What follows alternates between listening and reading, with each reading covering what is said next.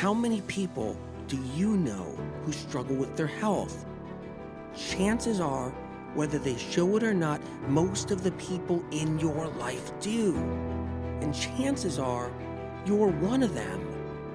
Whether you're dealing with anxiety, depression, endometriosis, acne, eczema, autoimmune, thyroid, Lyme, brain fog, fatigue, or any other symptom or condition, you're far from alone. Living with symptoms has become the new normal. So no more guessing games. It's time to get answers. Welcome to the Medical Medium Podcast. I'm Anthony William. We're talking about nature, you know, birds, bees, grass, trees, rivers, oceans, the sky, and how it heals our soul and physical body too. You know nature, you've seen it before, but have you seen it? Do you pay attention? You might be too busy. So many people are. Do you see a bee land on a flower, and do you give it a minute? This is going to be an incredible episode. I don't want you to miss this. Hang on for the ride, because we're talking about how nature heals us. Nature comes in all shapes and sizes. What that means is maybe someone has just a little tiny backyard. Maybe they have a little tiny front yard. Maybe they only have one window in their house or their apartment or dwelling somewhere, and they can just see one tree. And then once in a while, they see a bird land on that tree or a squirrel go up the tree. Nature can be as small as being on a rooftop in the city, watching a pigeon on another rooftop. And then nature could be a lot bigger than that. It could be somebody who's always outdoors and taking hikes, taking walks every day, out there by the ocean, standing on the beach, camping out by a lake. Nature can come in all shapes and sizes, but do we know what nature is really doing for us? Yeah, it's winding us down, helping us relax, maybe shifting our train of thought, giving us a break, some relaxation. But it could be doing a lot more for you than you even know.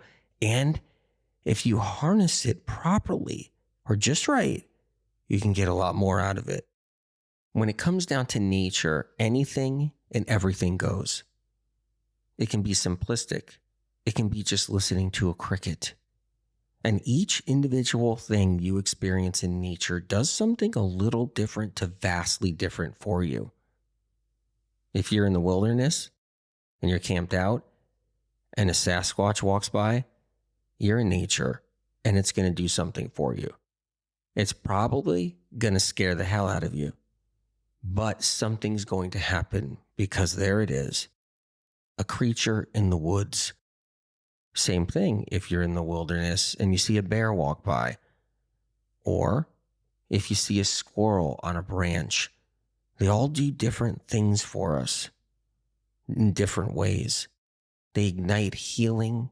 They ignite emotion. They help our soul. So let's start heading into it right now. Life can be really toxic down here on Earth. We can get exposed to a lot of different things. Not just toxins, not just different things that are poisonous to us, but different things that are poisonous to us. Yeah, what that means is other people's emotions, psychic attacks, any kind of betrayal or trust breakage, jealousy issues that you run into people with, stress, all the different moving parts to be here on planet Earth, financial stress, everything stress. It's here. This place can be really toxic. So there has to be a flip side. There has to be something that's working in our favor that we can utilize to balance this madness down here. There's experiences down here on planet Earth that hurt our heads. It just hurts our heads. Lots of annoyances. Things that shouldn't be happening, but they just are. There's a lot of darkness on planet Earth. You see it out there. All kinds of wars. For what reason? All kinds of different problems out there. For what reason? and then the monetary system, and then everything else, including the Illuminati and what's happening there. All of it puppeteering and controlling everything, all for greed and chaos and sickness. And the system, it's set up to make people sick. We know that already. So while all this is happening out there and the world is spinning, and all these different poisons and toxins are traveling through the air, and they're in our hands, on us, we breathe them in, we eat them, and then all the different stress factors involved, we have to utilize everything we have. What constraints and what system is a toad living with? What constraints and what system is a bee living with? A squirrel, a flower growing, a river flowing. What are these held back with? What kind of rules are placed on these animals, insects that have any rules? Are they worried about a monetary system? Are they worried about some kind of stress factor? Are they worried about someone screaming at them, someone putting rules at them, someone telling them to wait in line for a postage stamp? Are they worried about something? They're not worried about really anything. They're just doing what they need to do, and they have an energy and a frequency as they're doing it. What's governing nature? The laws of nature. That's what's governing nature. They live by the laws of nature. It's not the laws of men. It's the laws of nature. Huge difference. Some say the laws of nature are harsher. You know, you see it on YouTube. You see it in the movies. You see a shark come out of the water, grab onto a seal, pull the poor thing down into the water, and blood flowing everywhere. You see a lion chasing after an antelope, taking it down and ripping it apart. You see a crocodile taking a swim, going after a whole flock of birds, just gobbling them up, feathers everywhere. You see nature portrayed like that. And yes, it's there. It happens. But our world that governs us is a lot more scarier and more evil. It's actually evil in so many ways. And it's set up like that. Nature is nature. It's dog eat dog. But life on planet Earth for humankind is dog slaughter dog. A tiger chases a rabbit for survival. It's survival. A human does a diabolical thing to another human or group of humans or a large, massive group of humans for sport and hatred and jealousy. But an animal trying to survive out there, like a wolf or a group of wolves hunting mice in a cold field before winter comes, there's no jealousy. There's no hatred. It's just get a mouse in the stomach to survive the winter. Get a mouse in your mouth, chew it up, swallow it, so life can continue. Big difference. The greed, the hatred, the jealousy, the betrayal, the trust breakage on this planet is getting to its maximum. It's climbing. It's elevating. And that gets into our consciousness. It can contaminate us. It can poison our brains, poison our minds, our consciousness, or subconsciousness, poison our souls. And so we need something to shift that. We need to fill the garden. We need to pull the poisonous weeds out of the garden, and we need to fill the garden with edible plants. We need something to visualize, something to see, something that could be really healing, like maybe a worm. A worm can be very healing.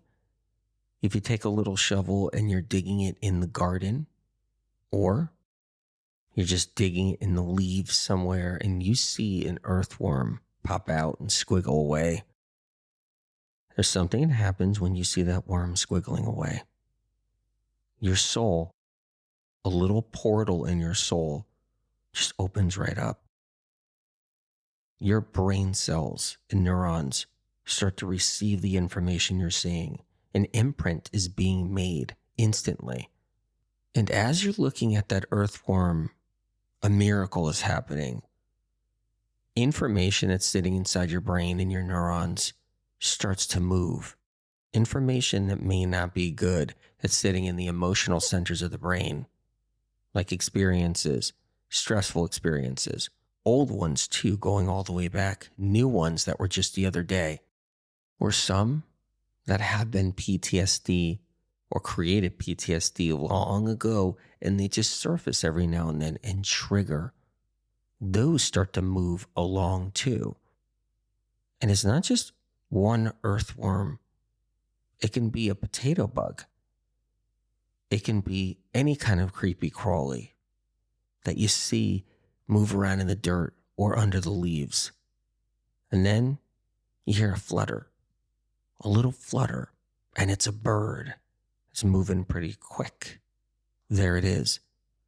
It lands on a branch. You look up at it and take a good look at it and have respect for it.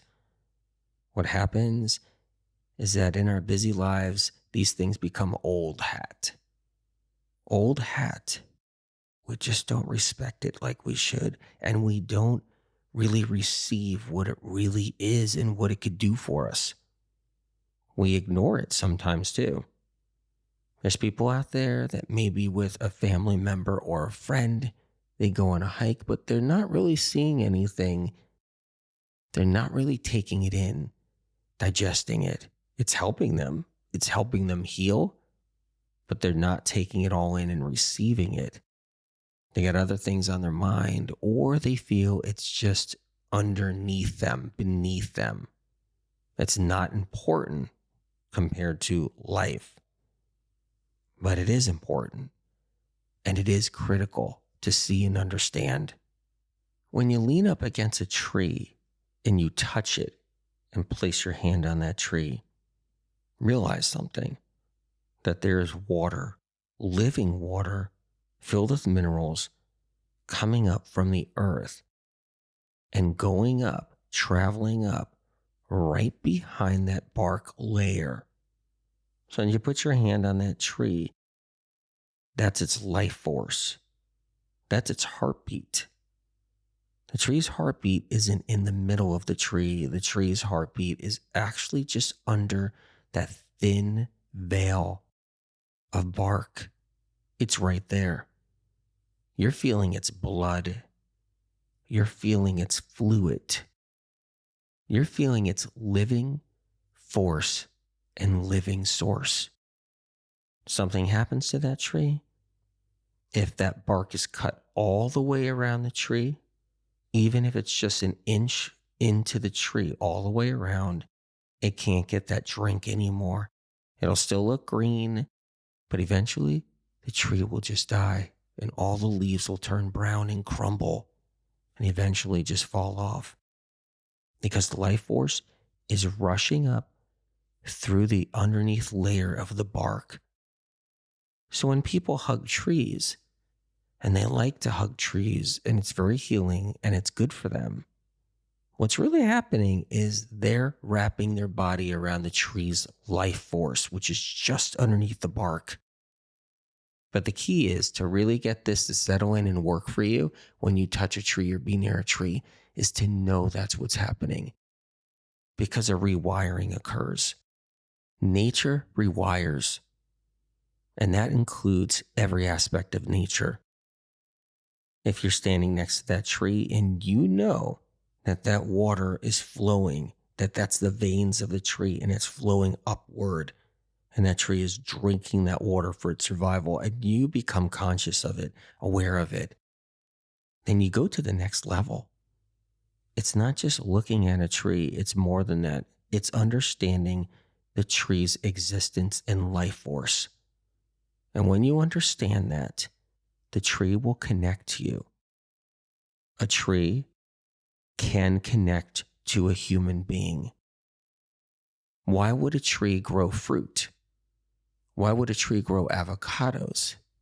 One of the reasons a tree grows avocados, it isn't just for the squirrels to eat them and raccoons to eat them when they fall to the ground. It's for humans to eat and survive. That fruit is grown for humankind. So think about that for a minute. That tree is doing us more than just a favor. It's supporting our life force. It's giving us a food, a staple. When that tree grows a pomegranate, it's giving us that food and that staple. And so the food is grown for us. The tree is growing it for us. It knows then its eaters. Trees know its eaters. When a squirrel is on that tree trying to take down a pomegranate, the tree knows that it's growing a food for that squirrel. And so there's a symbiotic relationship developing. It's always there. So when you go up to a tree, the tree knows that you're part of everything. And then when you become aware of this, though, the rewiring really kicks in and deep healing occurs. Because you're not just thinking about, oh, what do I got going on today? What am I doing today? Oh my God, my stress is so bad. Oh, I'm going to stand next to this tree and absorb this nature. But wow, a lot's going on. The minute you switch out of that and you're just like, wow, the water is coming from the earth. It's going up the tree, the bark. I can put my hand on the side of the bark. I'm touching its vein path, its artery path. And when you do that, the wiring and the rewiring just starts to go into high gear versus just low gear. Now, anything in nature helps to rewire. Even looking at a painting of nature is healing. There's a lot of different people out there, different kinds of people. Some people are compassionate. Some people are just blood suckers. Some people are just energy suckers. Some people, it's all about what I can give you if you give me something. It's all about trading. Some people, it's just all about bartering. Barter and barter and barter.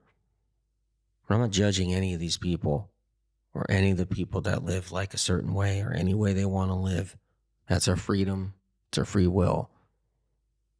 But a lot of people out there like to draw from people. Energy suckers. They devour energy off the person. And what happens in nature, it doesn't work like that. That grasshopper is not going to take from you. It's not going to draw anything from you. It's going to do the opposite. It's going to offer something. That cricket is not going to draw from you and take from you. It's not a bloodsucker. It's not a emotional well digger. It's not anything of the sort. It's there to offer something. A squirrel is not going to take from you unless you want to give it a nut.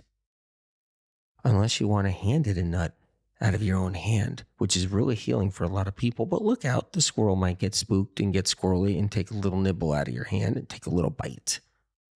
They got to be cautious.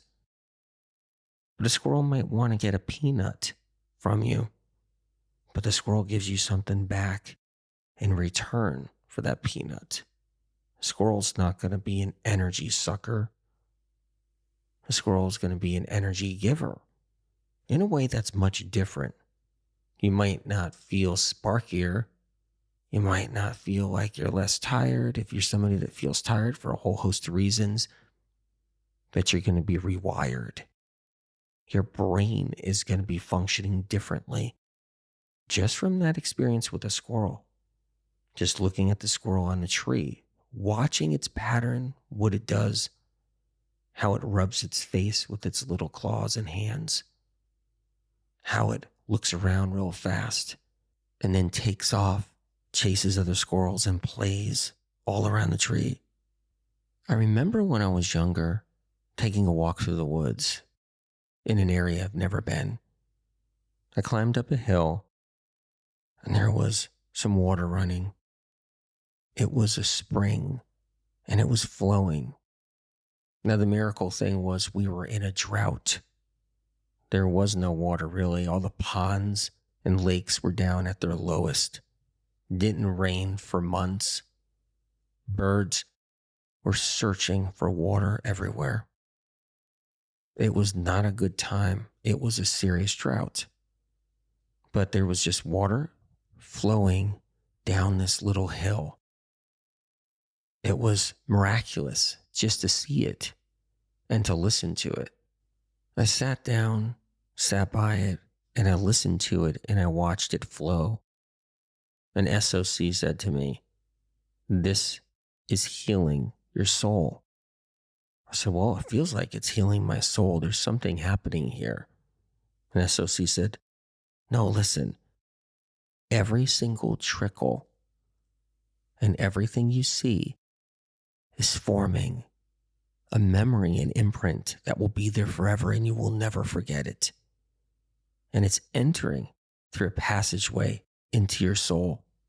I'll never forget that. I'll never forget that moment. It's with me in this lifetime forever." And Spirit of Compassion tells me I'm taking it far beyond this lifetime.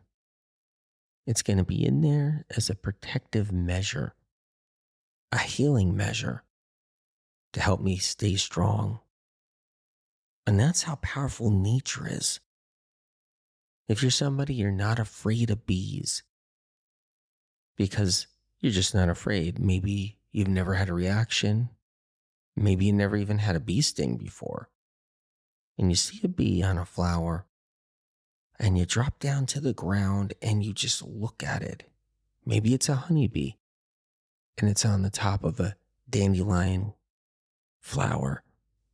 And you're listening to it and you're watching it as gathering up all that pollen. And you take a good look and you listen and it enters into the soul, deep into the soul. And you can see blades of grass going around the dandelion flower. You can see the bee effortlessly just floating up and down. And then it decides to take off. It's looking for another flower somewhere. And at the same time, here comes another bee, lands on the same flower that one just left.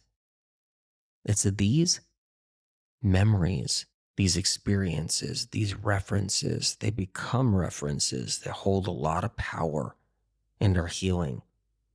And maybe you don't have access to any of it and you're just sitting inside the house and you're looking at a painting.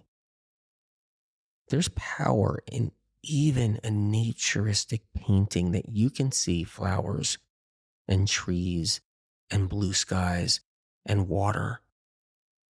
Very healing. Healing on the brain, subconsciousness, the consciousness, the soul, mentally, emotionally, spiritually, and even physically. Even if you're somebody that's in a city or you're chronically sick and you can't get outside, it's too hard or you don't have the resources, but you can look out of a window and you can see a bird passing by. You could see it rain and the raindrops hit the window. You could see the raindrops landing on the grass or on the trees or in the parking lot. Anything in nature is helpful and healing. Watching a cloud roll in. If you're somebody that can go outside and lay on a lawn or in a park on the ground or a grassy field, and you can look up at the sky and see the dragonflies. And maybe that's not the type of season or the time of season that's happening right now for you, but maybe you'll get that chance and you'll see the dragonflies roll on by as they go. Dragonflies are highly connected to humankind and help the brain heal and the soul heal in many different ways. And so dragonflies going by and then birds flying up high in the sky and trees rustling. And do other things besides see. Make sure you listen and hear and then feel.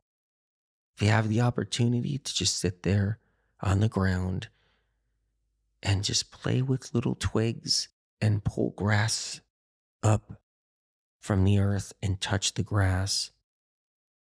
Just that alone is so healing and so powerful. Creates references that help battle chronic illness and help battle emotional abuse, emotional pain, betrayal, any kind of problems that have happened in your life, being let down, trust breakage. These very tools in nature help to reverse that, help to heal it, especially if it's happening on a continual basis. Maybe you're in a relationship and there's a lot of distrust in the relationship and betrayal and all kinds of aggravation, compromises that are happening between the relationship for some reason. And so it's a constant battle or a constant argument or fight. Getting into nature in between is critical to clear the slate or help clear the slate, help ease things, especially if you feel like your soul is taking on water.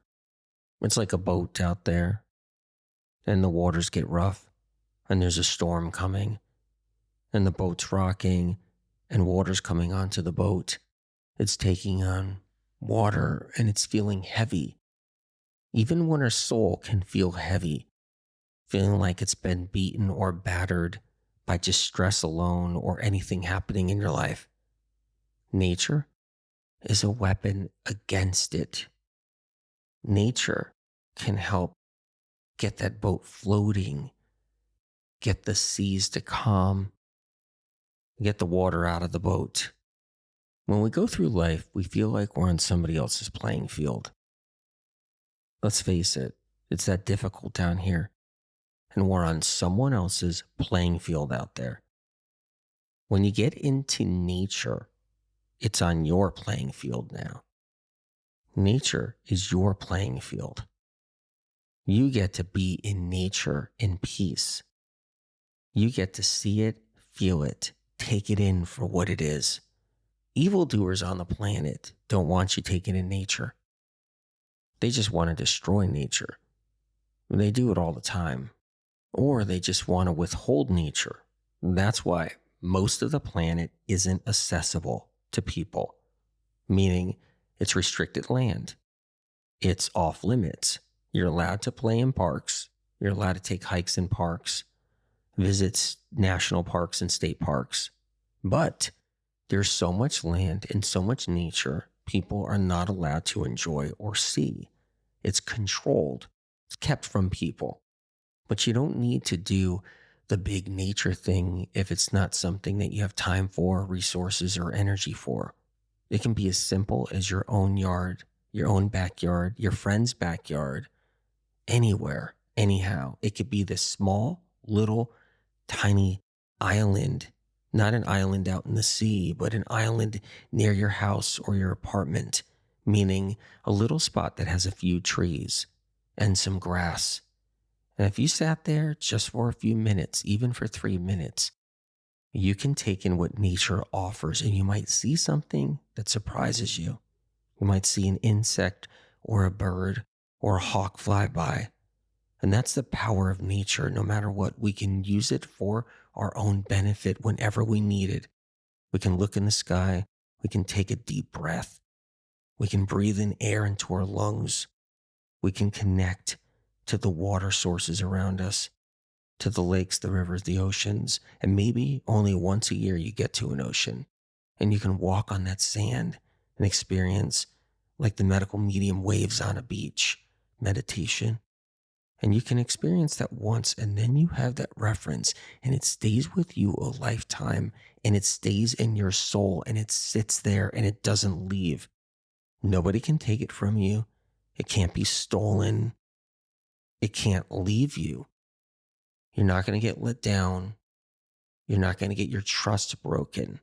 That experience is going to sit inside your soul and your neurons and your brain and your emotional centers of the brain for a lifetime and beyond. And it's going to help protect you and help you heal. Nature is so powerful for healing that if you couldn't get out and you can only watch it on the computer or television, it can still give you benefits to healing. It can still help your consciousness. It can still help heal your soul and also prepare you for when you can get out someday and experience nature in your own hands. I see a bird. It's beautiful. Just watch it hop around on that branch. And then look. It's putting its beak in its wing, fluffing its feathers. It's just so amazing. Oh, there's a hawk up there, real high. What kind of hawk is that? Is it a red-tailed hawk? Wow, it's just unbelievable. Nature. I think that hawk's looking at the field. It's watching to see if there's any mice.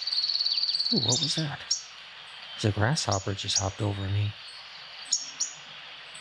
Oh, I love these grasshoppers. I can't believe people want to eat grasshoppers. I just can't do it. I can't eat one. Oh, that's a beautiful bumblebee. Bumblebees are my favorite. Look how cute and fuzzy the bumblebee is. Why do they look so friendly? Is that a bunny rabbit? On the edge of the woods? Look at that. There's a goose over there with some baby geese. What are those ducklings? I just saw a fish jump in the pond. I wonder what kind of fish that was. Was it a bass? I'm just taking it all in.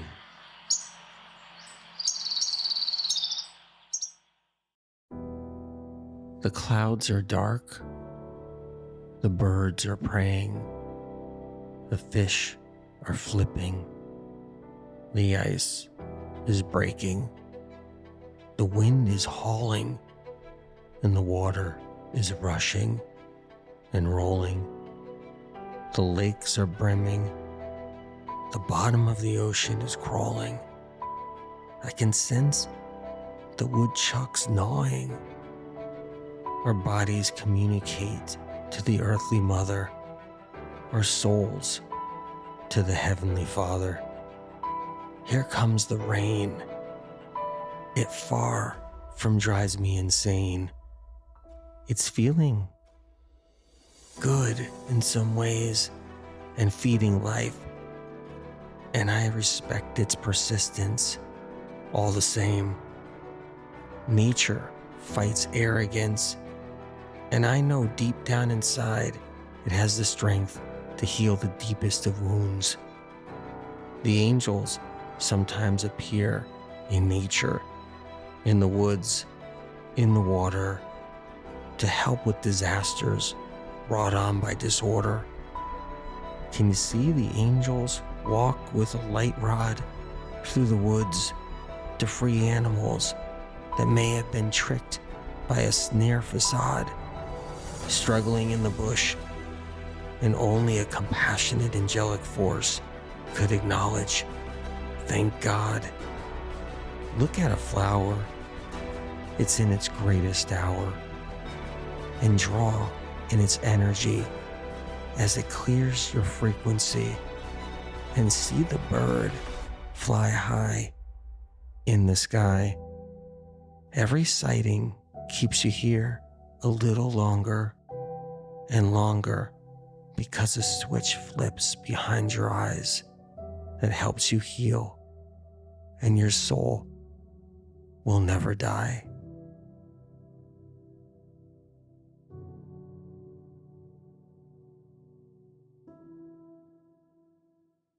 Original published medical medium information gets stolen and poached by podcast doctors, social media doctors, influencers, and medical clinics. Medical medium information has never yet been proven wrong by medical science and research. Instead, the opposite, only proven right and then taken from medical medium published material and used in the conventional and alternative health communities. Medical medium information continually sets the stage for medical science to understand chronic illness better. If you choose to share or use the original, unique content from the Medical Medium podcast, books, or Medical Medium social media, please cite where this information comes from, so others who see and learn of this information have a chance to know where it all originates, to give them an opportunity to heal, so they don't end up losing years of their life searching for answers like so many have before them. The Medical Medium information here on this podcast doesn't come from broken science, interest groups, medical funding with strings attached, botched research, lobbyists, internal kickbacks, persuaded belief systems, private panels of influencers, health field payoffs, trendy traps, or gathered bits and pieces of gimmicky confusion.